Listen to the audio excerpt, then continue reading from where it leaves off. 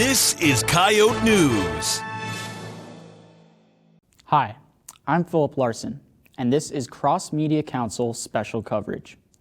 SGA presidential candidate Allie Feiner and her running mate Katie Brust are the lone pair running for SGA president this year.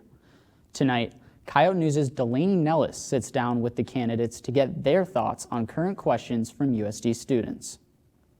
Hi, my name is Delaney Nellis, and I'm sitting in the Al Newharth Media Center with the SGA presidential candidate team. Thank you, Allie and Katie, for joining me. Can you tell me a bit about yourselves and why you decided to run for the SGA president and vice president? Yes, of course. So my name is Allie Feiner. I am a sophomore. I am from Mitchell, South Dakota, and I am studying political science and criminal justice. The reason why I decided to run for president was because this past year I really saw the effects that COVID and regulations had on all of my peers. And I feel like I have a good connection between various different types of peers on campus. I have friends in Greek life, friends who are in athletics, friends who are in the CDC. So I'm able to see the different fallbacks through each of the regulations. And I really wanted to be able to be a voice in those decisions and be able to decide what will eventually affect my peers. Thank you. And I'm Katie Brust. I'm a junior here at USD studying studio art and biology, and I'm also an RA on campus. So a huge part of the reason why I wanted to run with Allie is that I've been involved in SGA with Allie for over a year now, 2 years personally, and I just feel that it has been one of the most beneficial experiences of my time at USD, and I'm very grateful for the time that we have put into legislation, helping student orgs, helping our students, especially the ones I see as freshmen coming into housing. I just really want to give back to that and make sure they feel supported, especially with this year. COVID has been so hard. Thank you. Our next question is from a USD student. Can you explain to students what SGA does for students and why it's important? So Student Government Association basically funds all of our student organizations on campus. There is a budget process that will begin in the spring semester. So it will fund all of them. They will come and get their budgets, and then they're able to do activities for students throughout campus. So that's the largest portion of what Student Government Organization is. But also we're here to hear any student concerns. So every single meeting we have a portion where students can come in and literally let out their grievances. They can just complain, and we're here to listen to that feedback and try to work with administrators to eventually have a resolution to those issues. Thank you. And can you go into more detail about your platform? So our platform mainly is we focus a lot on mental health because we feel like that's been really prevalent because of COVID this year. But also we really think that it's important to establish a scholarship for all international students here at USD. One of my good friends, Logan Johnson, went to Australia and he got a scholarship, and he was only supposed to be there for a semester. Due to COVID, he was sent home. But after hearing that and realizing that our international students don't have any type of scholarship to come to our campus, I was really moved that we need to have one. They bring such a diverse community and a different perspective to South Dakota and to our flagship university, and so I think it's really important that we are able to provide some sort of scholarship for any type of international student who will affect our campus for potentially up to 4 years or even longer if they decide to stay beyond undergraduate. Thank you. How do you plan to advocate for mental health? So I think our biggest one is encouraging all student leaders who are either on their executive team for their student organization or just feel inclined to do so, go through the peer educator program. So the peer educator program is basically going to show you the signs of mental health declining, show you how to talk to someone who is going through a rough time, and then also teaching you at what point you need to involve the authorities and those types of things, and just making sure that there's a good establishment of training among peers, because I think that is usually the best way to catch it.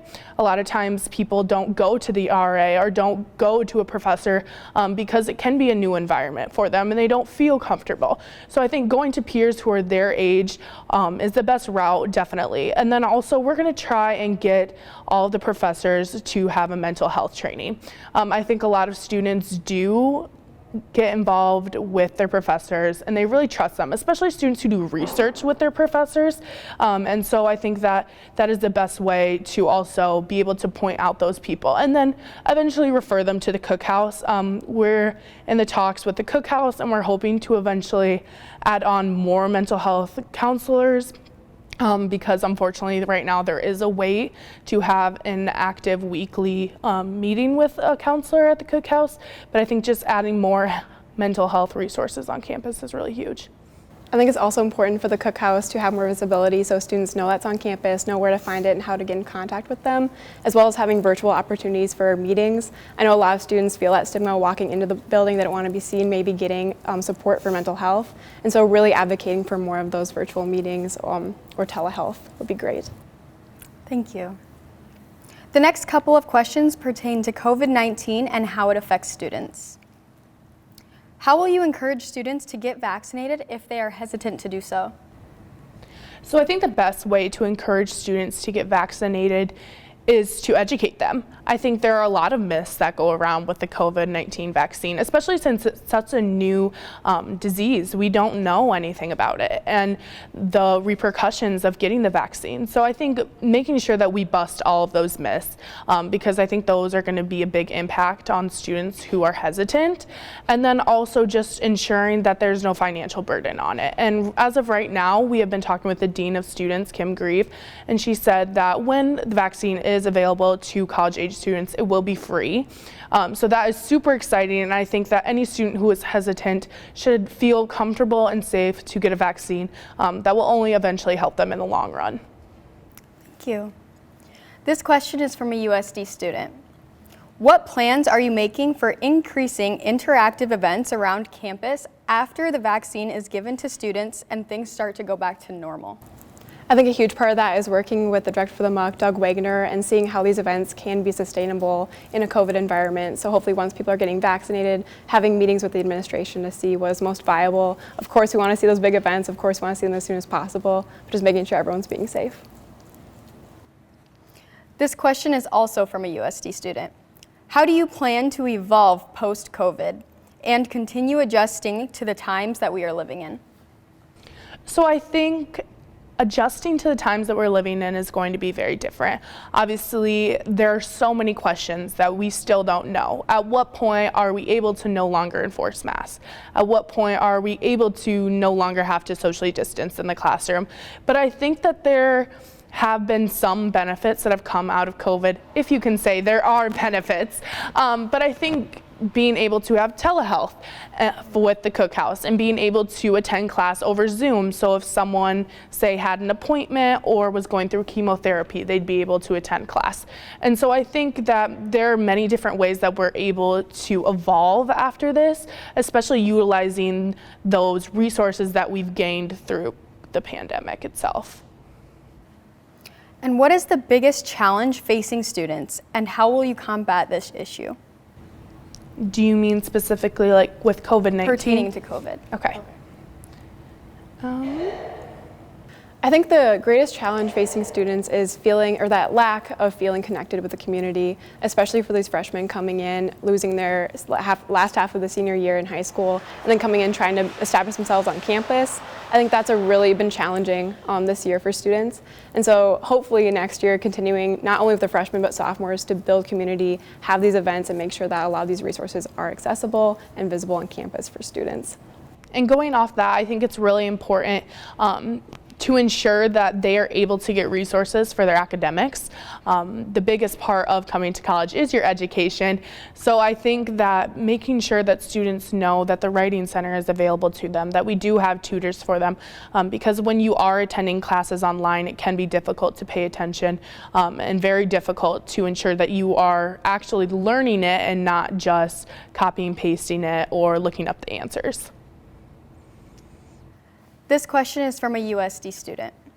Groups on campus are curious as to what will happen to their funding from the COVID year, where they couldn't spend all of the funding given to them. What would you tell them about their unspent funds?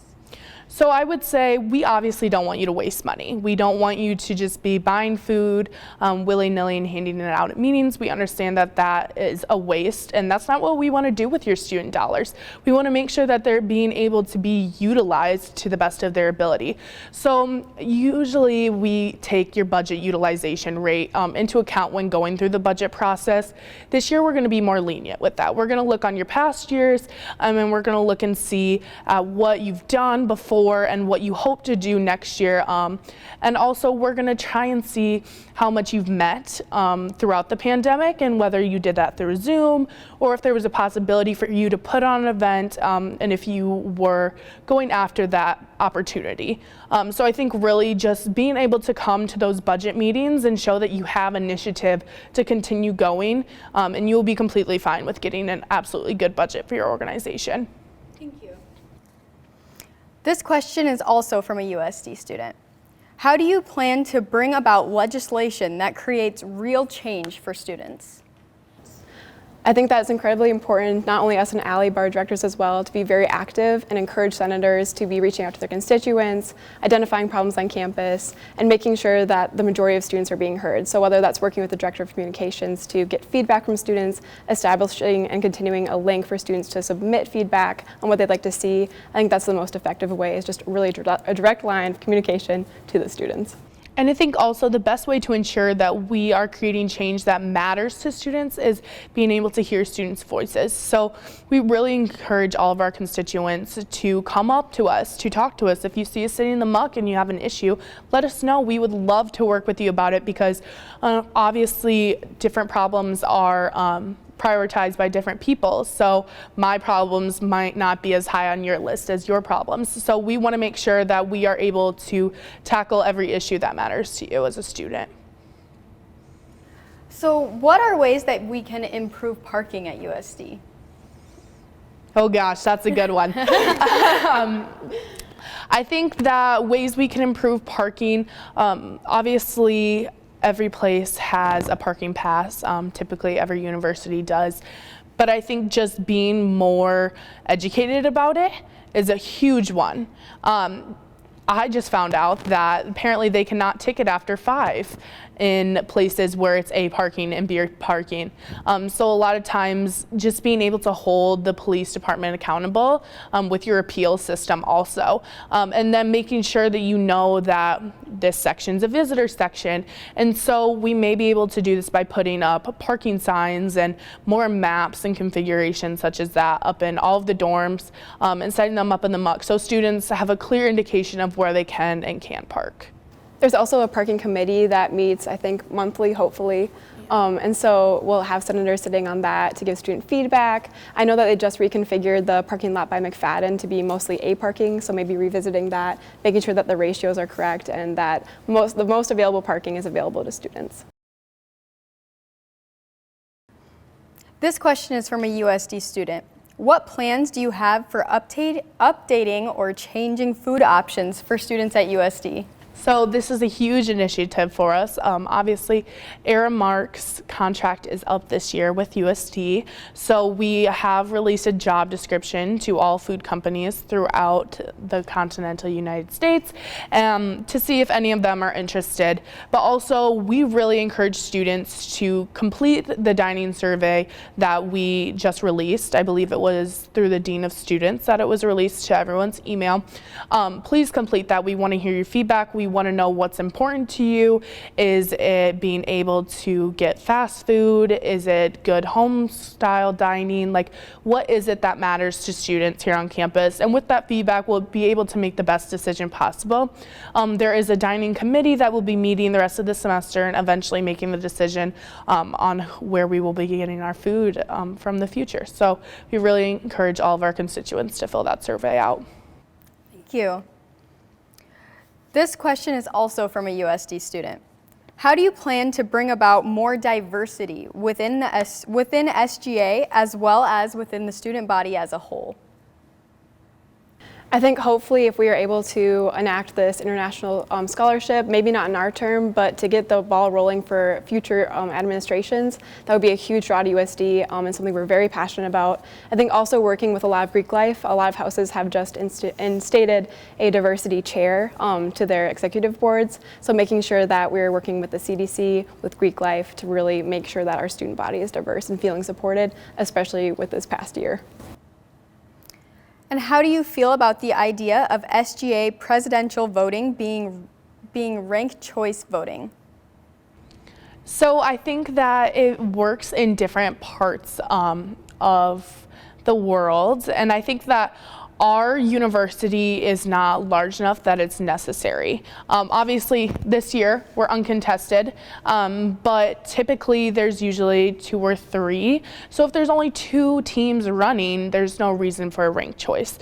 If there's 3, then it's a possibility, but personally, I kind of feel like it's a lot of extra legwork for the ESC committee, and it's not necessary because our campus is not large enough to have that.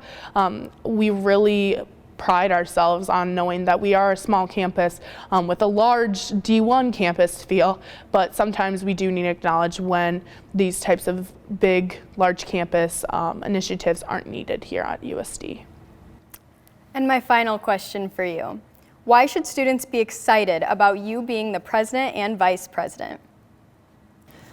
I think that we just work really well together, and I'm super excited about our director team. I think that Allie and I really know the ins and outs of SGA, of campus. We're very well-rounded, and so in general, I think and I hope that we can be approachable and really just be for the oats.